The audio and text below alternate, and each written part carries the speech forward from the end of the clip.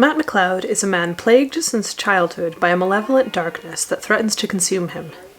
Following a lifetime spent wrestling for control over this lethal onslaught, he's learned to wield his mysterious paranormal skill to achieve an odious goal: retribution as a supernatural vigilante.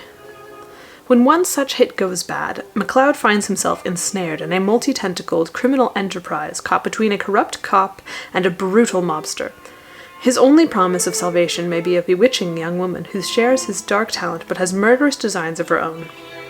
Devouring Dark is a genre-smashing supernatural thriller that masterfully blends elements of crime and horror in an adrenaline-fueled life-or-death roller coaster ride that's emblematic of the fiction from award-winning author Alan Baxter. It's been a while since I have read horror in any shape or form, supernatural, thriller, or otherwise.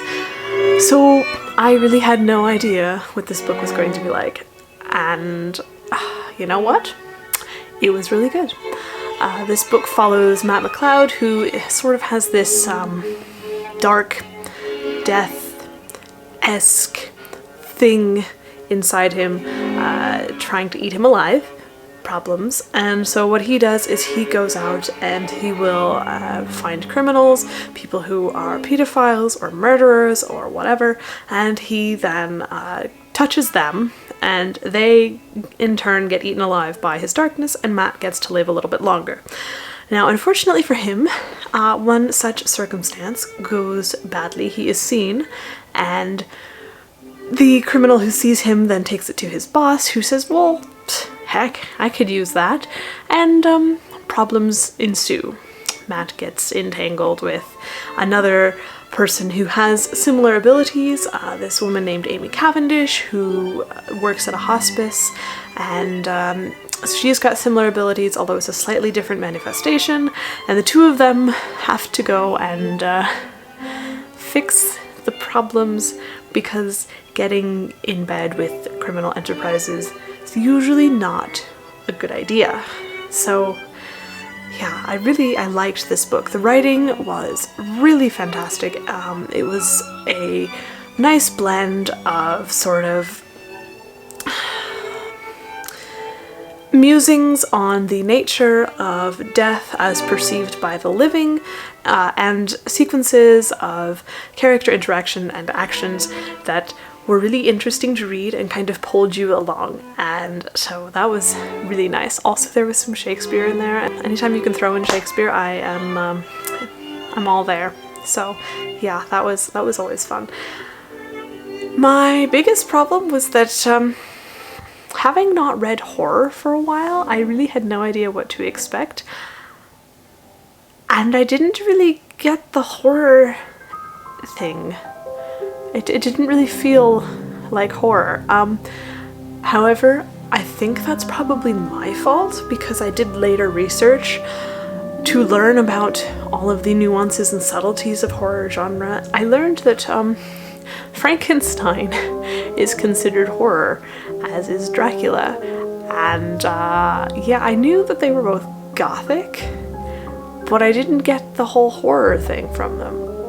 The only one on the list that I recognized as being horror was Edgar Allan Poe, and Poe is in a class by himself, so that's a whole thing. And oops, right, yes, this book was definitely very dark.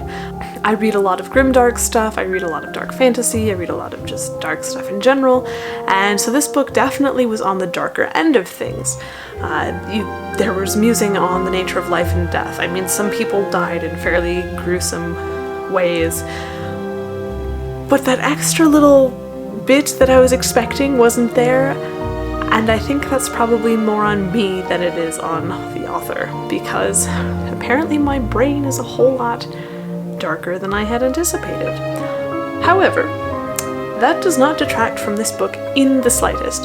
This book was fantastically done. It combined supernatural elements with thriller elements into this sort of supernatural noir thing that was just really awesome to read. And if you want an example, or first couple of paragraphs of this book, oh my, yeah, they were absolutely stunning, and it basically sold me on the rest of the novel. It was really good to read.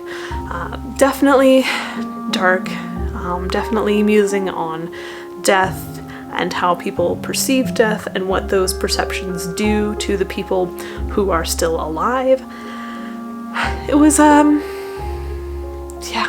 it's a really good book. If you are interested in learning more about this book, as usual, all of the links are in the description box below. You can find the link to Devouring Dark. You can find Alan Baxter's other books there. I interviewed him a while back and they all sounded really fascinating. So I would say go read those. I highly recommend it. If you're interested in chatting with me, I am on all of the social media internet-y places, the Facebook, Instagram, Twitter type places. You can find my website.